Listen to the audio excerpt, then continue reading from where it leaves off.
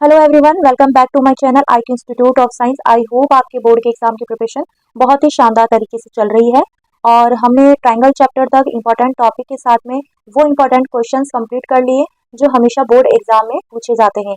आज का जो हमारा चैप्टर है वो है कोऑर्डिनेट्स ज्योमेट्री, निर्देशांक ज्यामिति। तो सबसे पहले हम इसके इंपॉर्टेंट टॉपिक जो हैं उनको कवर करेंगे। उसके बाद में उनसे रिलेटेड किस तरह के क्वेश्चंस बोर्ड एग्जाम में पूछे जाते हैं उन पे डिस्कस करेंगे। तो चलिए स्टार्ट करते हैं। सबसे पहले इसके इंट्रोडक्शन की ओर चलते हैं। इस चैप्टर में जो हम सबसे पहले पढ़ने वाले हैं वो है एक्स निर्देशांक, वाई निर्देशांक, जिसे भुज और कोटि भी कहा जाता है। इंग्लिश में बोला जाता है एक्सिका और ऑर्डिनेट। तो एक्स निर्देशांक क्या होता है? किसी बिंदु की वाई अक्ष से दूरी उस बिंदु का एक्स निर्देशांक है।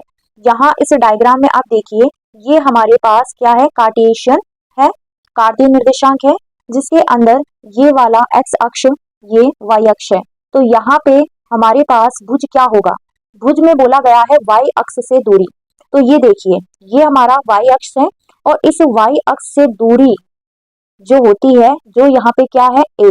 मतलब इस जीरो से लेकर यहाँ तक की दूरी कितनी है? ए।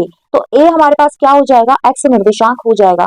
एक्स निर्देशांक जो होता है एक्स अक्ष पर ही होता है और वाई निर्देशांक जो होता है वो हमारे वाई अक्ष पे होता है। तो वाई अक्ष से दूरी वो कहलाती है एक्स निर्देशांक, व एक्स अक्ष से दूरी वो कहलाती है हमारे वाई निर्देशांक। तो ये हमारे पास जो निर्देशांक आए हैं उसमें ये हमारे पास एक्स निर्देशांक है वो, और ये हमारे पास वाई निर्देशांक है। तो आप सिंपल वे में इसको बोल सकते हो कि हमारे पास कोई भी नंबर आता है इस फॉर्म में होता है। जब किसी भी पॉइंट के कोऑर्डिनेट होते हैं वो इस फॉर्म में होते हैं। तो ये हमारे पास भुज होता है जिसको एप्सिका भी कहा जाता है, और ये हमारे पास कोटि जिसे ऑर्डिनेट भी कहा जाता है। आई होप आपको ये डेफिनेशन समझ में आई होगी। आगे चलते हैं। आगे देखिए, वही जो अभी हमने डिस्कस किया था, हमारे पास जो हमारे पास ए और बी था उसके अंदर ए है एक्स निर्देशांक और बी है वाई निर्देशांक। अगला देखिए, एक्स अक्ष पर स्थित किसी बिंदु के निर्देशांक एक्स जीरो होते हैं और वाई अक्ष पर स्थित किसी बिंदु के निर्देशांक जीरो वाई होता है। तो वापस हम इस डायग्राम की तरफ चलते हैं। अगर इस एक्स अक्ष पर कोई भी अगर कोऑर्डिनेट है, कोई भी कोऑर्डिनेट है, चाहे 2 है, 3 है, 4 है, लेकिन वो लाई कर रहा है इस एक्स अक्ष पर, तो हमेशा एक्स अक्ष पर वाई वाला जो कोऑर्डिनेट होता है वो जीरो होता है। तो मतलब उसको किस फॉर्म में लिखा जाता है? ए जीरो। मतलब आप उसको एक्स जीरो लिख सकते हो। अगर एक्स अक्ष पर कोई भी बिंदु होता है तो वो एक्स जीरो की फॉर्म में होता है, और अगर वाई अक्ष के ऊपर कोई भी बिंदु होता है तो वहां पे एक्स हो जाता है जीरो और वाई अक्ष पर वो होता है। तो जैसे आपने यहाँ पे कोई एक नंबर लिया 1, तो इसके कोऑर्डिनेट क्या हो जाएंगे? 1 और 0। यहाँ अगर आप एक कोऑर्डिनेट ले रहे हो, पॉइंट ले रहे हो, तो उसके अंदर क्या हो जाएंगे? 0 और 1। मतलब एक्स अक्ष पर वाई वाला जो मान होता है वो जीरो होता है, वाई अक्ष पर एक्स का मान जीरो होता है। अगला देखिए, दूरी सूत्र, डिस्टेंस फॉर्मूला। तो अगर हमें किसी भी रेखाखंड के दो बिंदु दे रखे हैं और उनके निर्देशांक भी हमें दे रखे हैं, तो उन दोनों के बीच में हम दूरी कैसे निकालेंगे? तो दूरी का एक सूत्र होता है।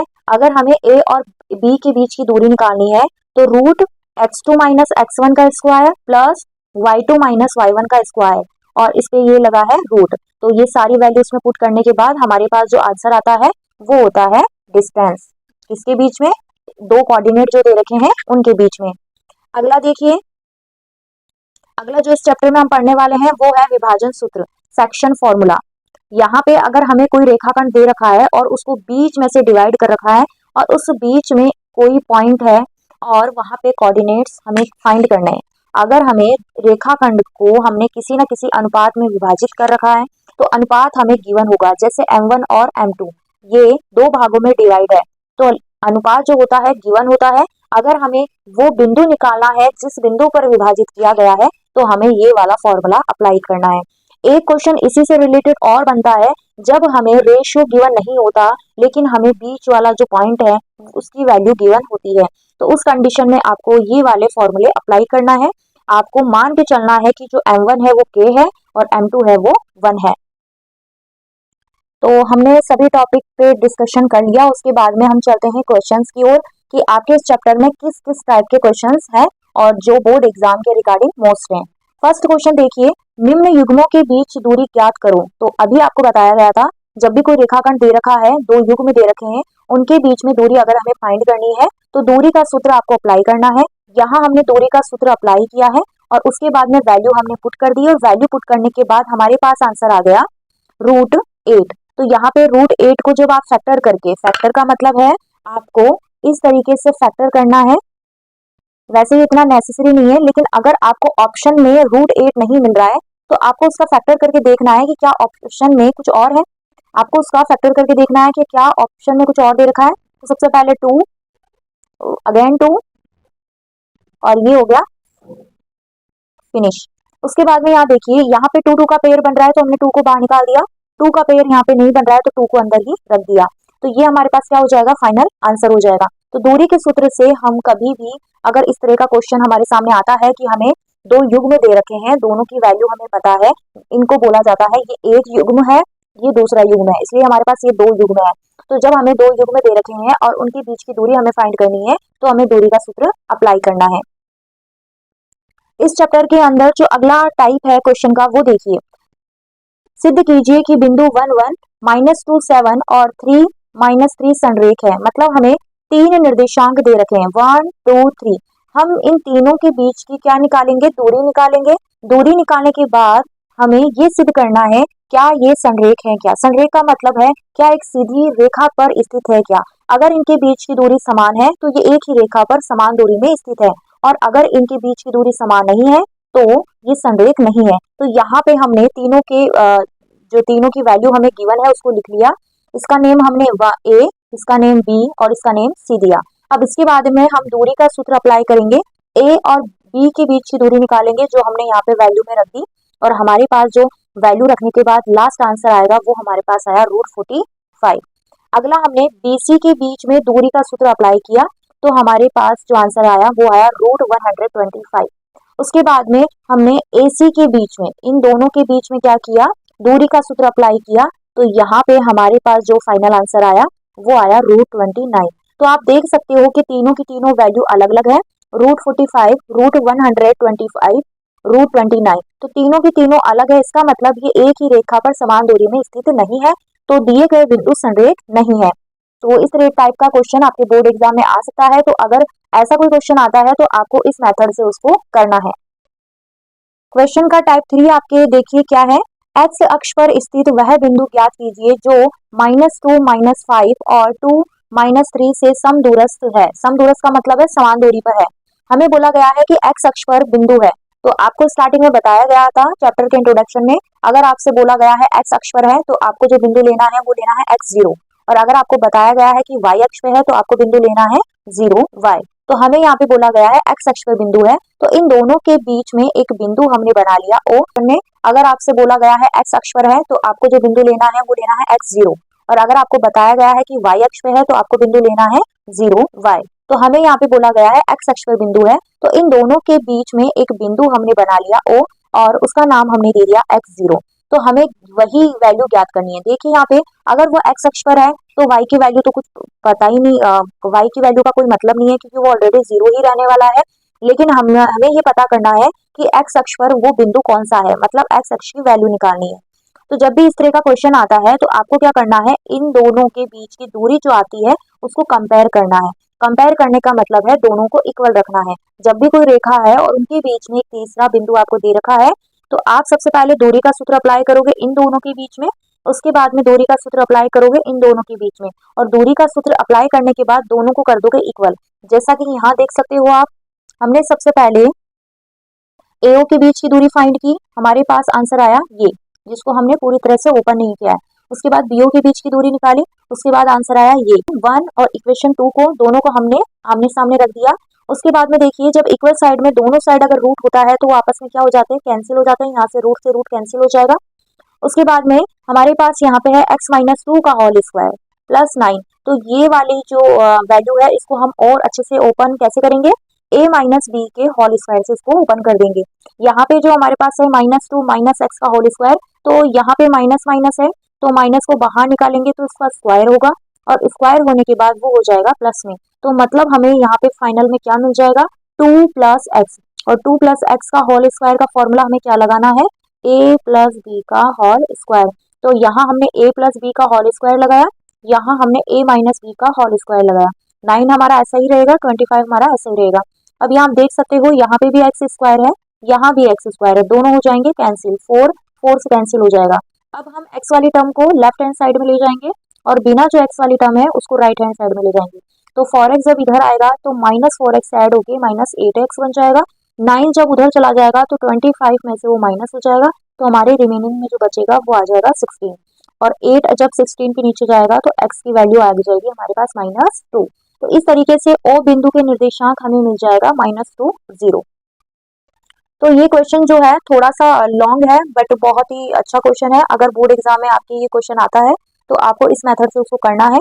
आपको जो बीच वाला पॉइंट दे रखा है और जो साइड में दोनों आपको नंबर दे रखे हैं, आपको उनके बीच की क्या निकालनी है, दूरी निकालनी है और दोनों की कंपेयर करनी है, दोनों को इक्वल रख देना है। इक्वल रखने के बाद में जो भी वैल्यू आती है वो आपका फाइनल आंसर होता है।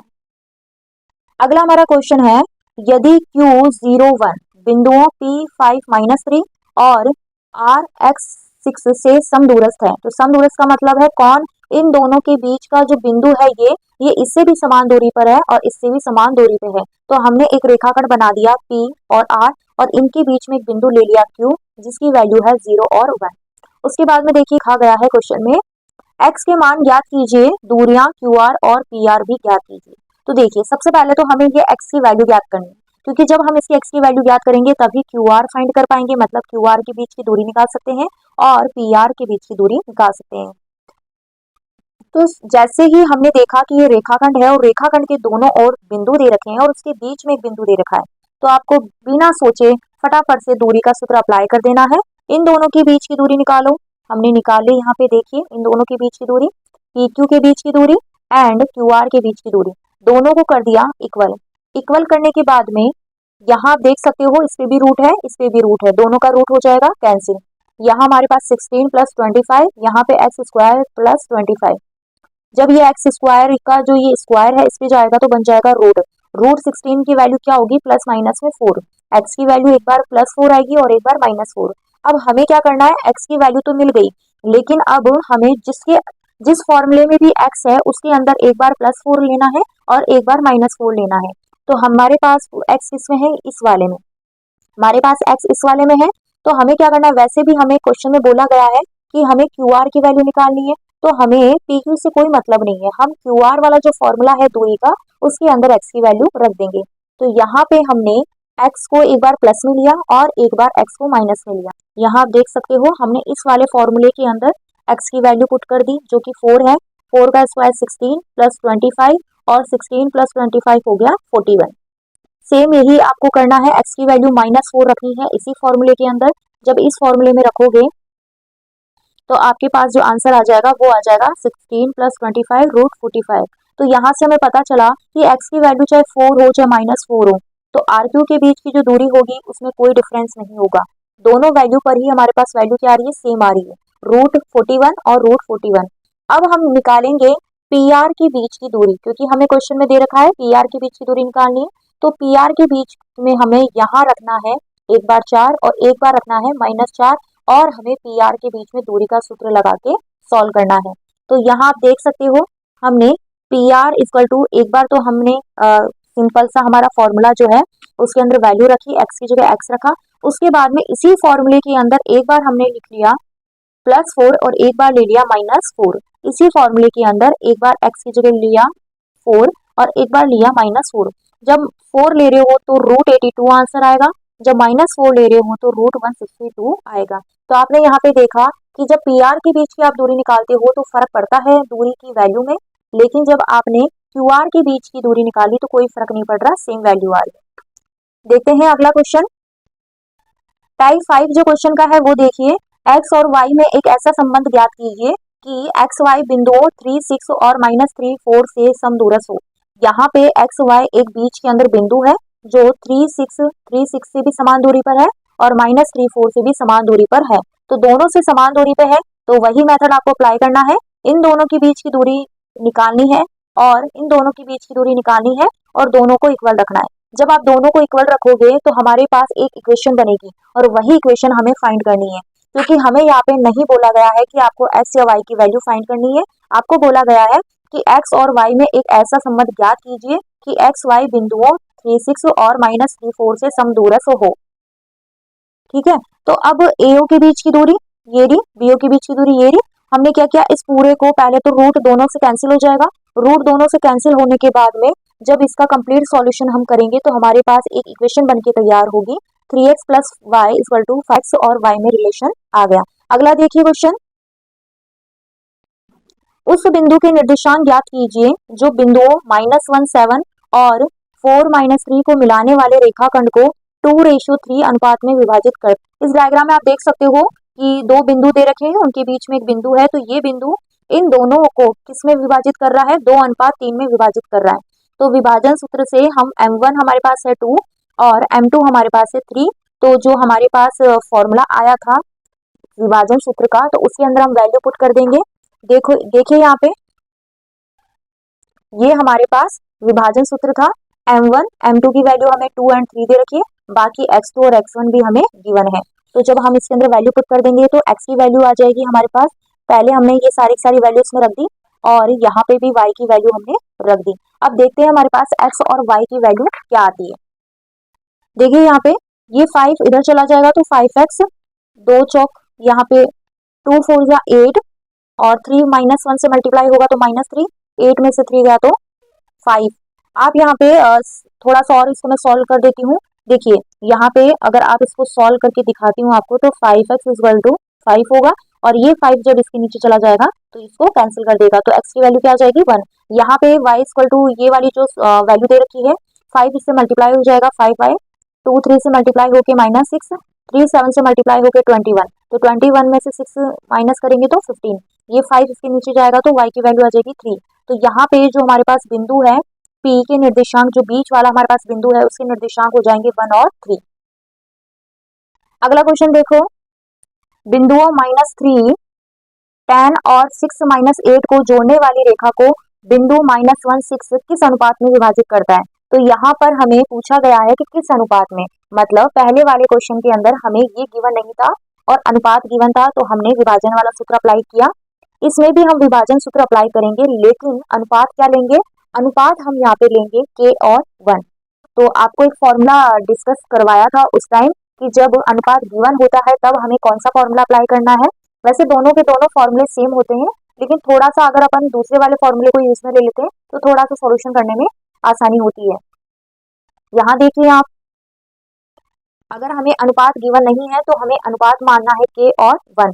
तो हमारे पास अब जो x फाइंड करने के लिए, y फाइंड करने के लिए जो विभाजन सूत्र आएगा वो इस प्रकार से आएगा। तो हमने विभाजन सूत्र के अंदर वैल्यू पुट करी, ये हमारे पास विभाजन सूत्र है, तो हमें क्या क्या वैल्यू है वो देखते हैं।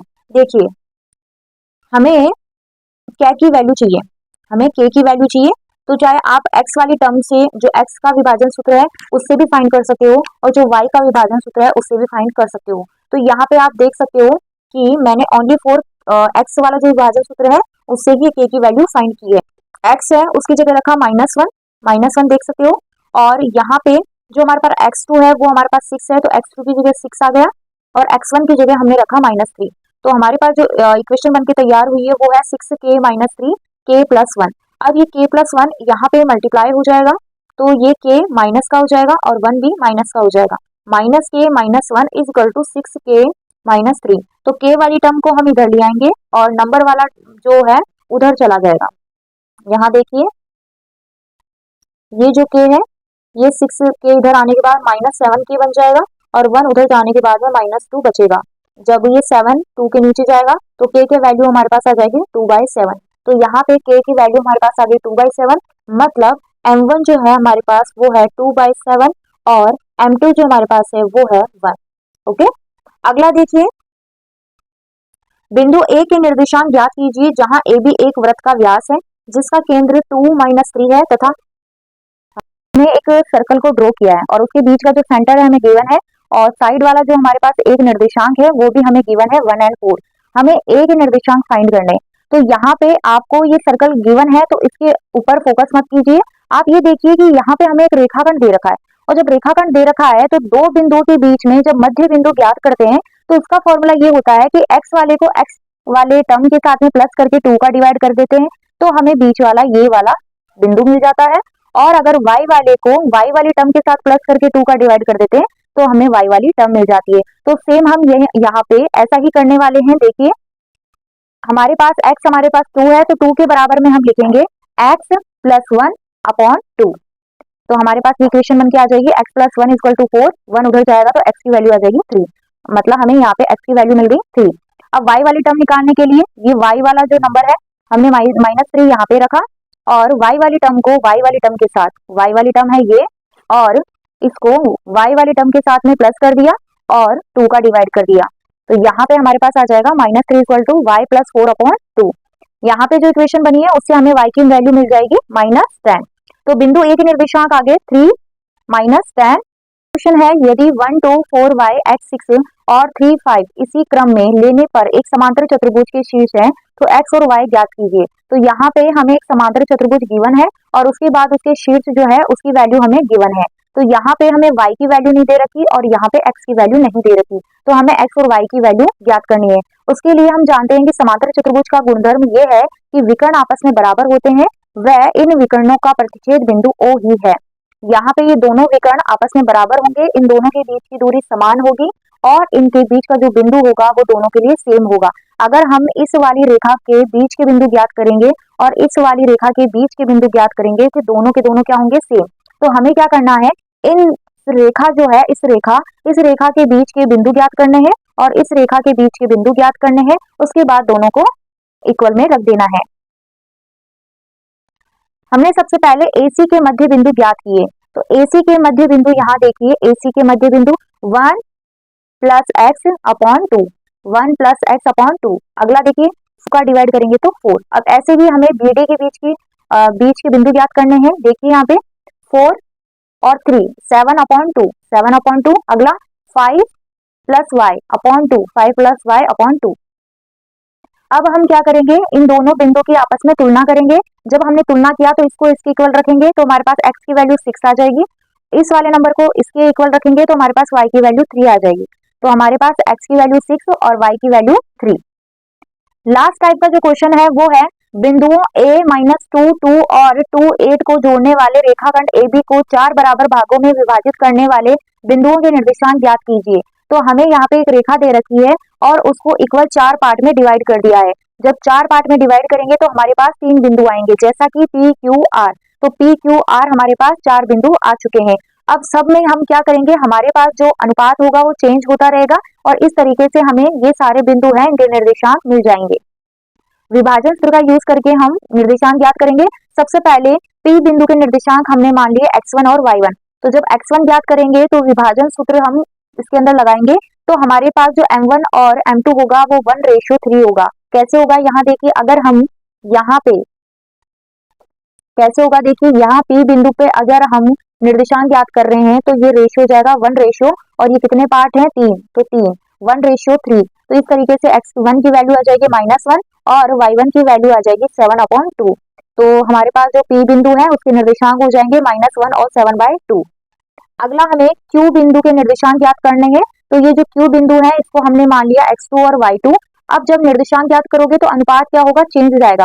तो इस बिंदु पर इधर से अनुपात लेने पर 2 और इधर से अनुपात लेने पे 2, क्योंकि यहाँ पे 2 भाग हमें मिल रहे हैं, यहाँ पे 2 भाग हमें मिल रहे हैं, तो इस पॉइंट पे अनुपात हो जाएगा 2:2। तो हमने अब अनुपात चेंज कर दिया। जो अनुपात चेंज करेंगे तो बिंदु Q के निर्देशांक के लिए m1 2 और m2 2 हो जाएगा। तो हमारे पास x2 की वैल्यू आ जाएगी 0 और 5, x2 की वैल्यू आ जाएगी 0 और y2 की वैल्यू आ जाएगी 5। अगला देखिए बिंदु R के निर्देशांक के लिए m1 हो जाएगा 3 व m2 हो जाएगा 1। तो हमारे पास जो x3 है उसकी वैल्यू आ जाएगी 1 और y3 है उसकी वैल्यू आ जाएगी 13/2। तो हमने आज इस चैप्टर के अंदर जितने भी टाइप के क्वेश्चन आपके बोर्ड एग्जाम में पूछे जाते हैं उसके बारे में डिस्कस कर चुके हैं। अब आपको यहाँ पे कुछ इंपॉर्टेंट क्वेश्चन मैं बताऊंगी। अगर आपने इस वीडियो को बहुत अच्छे से देखा है और आपको समझ में आया है तो ये जितने भी क्वेश्चन हैं आप सेल्फ कर सकते हो। अगर किसी भी क्वेश्चन में कोई प्रॉब्लम आती है तो आप कमेंट में लिखिए, उसका सोल्यूशन आपको नेक्स्ट वीडियो में मिल जाएगा। तो आप यहाँ पे स्क्रीनशॉट ले सकते हो इन इंपॉर्टेंट क्वेश्चन का। देखिए यहाँ पे x तथा y में संबंध ज्ञात कीजिए ताकि बिंदु x y बिंदुओं 7 1 और 3 5 से समदूरस्थ हो। अगला क्वेश्चन है y अक्ष पर एक ऐसा बिंदु ज्ञात कीजिए जो बिंदुओं A 6 5 और B वाला बिंदु 4 3 से समदूरस्थ हो। अगला क्वेश्चन है y का वह मान ज्ञात कीजिए जिसके लिए बिंदु P 2 माइनस 3 और Q tan y के बीच की दूरी 10 मात्रक हो। अगला क्वेश्चन है बिंदु -4 6 रेखाखंड ए बी बिंदुओं ए है हमारे पास -6 tan और बी हमारे पास 3 -8 को किस अनुपात में विभाजित करता है। इसमें विभाजन सूत्र का उपयोग करके आपको अनुपात ज्ञात करना है। अगला फिफ्थ क्वेश्चन देखिए, बिंदुओं ए 2 और बी 7 4 को जोड़ने वाले रेखाखंड को समत्रिभाजित करने वाले बिंदुओं के निर्देशांक ज्ञात कीजिए। तो लास्ट वाला जो हमने क्वेश्चन किया था जिसके अंदर हमने 4 में डिवाइड किया था, अब की बार आपको 3 में डिवाइड करना है, तो बिंदु आपको ज्ञात करने हैं 2। अगला क्वेश्चन है, यदि बिंदु A61 B A2 C94 D P3 एक समांतर चतुर्भुज के शीर्ष है तो इसी क्रम में हो तो P का मान ज्ञात कीजिए। तो आपको बिंदु सूत्र ज्ञात करना है, जो मध्य बिंदु का सूत्र होता है उसको ज्ञात करना है, उसको लगा के आपको P की वैल्यू फाइंड करनी है। मध्य बिंदु सूत्र से इसको फाइंड करना है, P की वैल्यू आपके पास आ जाएगी। अगला क्वेश्चन है, वह अनुपात ज्ञात कीजिए जिसमें बिंदुओं A 1-5 और B -4 5 को मिलाने वाली रेखाखंड x अक्ष से विभाजित होता है। विभाजन बिंदु के निर्देशांक बिंदु भी ज्ञात कीजिए। तो आई होप आज की क्लास आपको बहुत ही अच्छी लगी होगी, आपके लिए यूजफुल होगी। तो मिलते हैं नेक्स्ट वीडियो में एक नए चैप्टर के साथ, तब तक जुड़े रहिए मेरे चैनल से। Thanks for watching my video.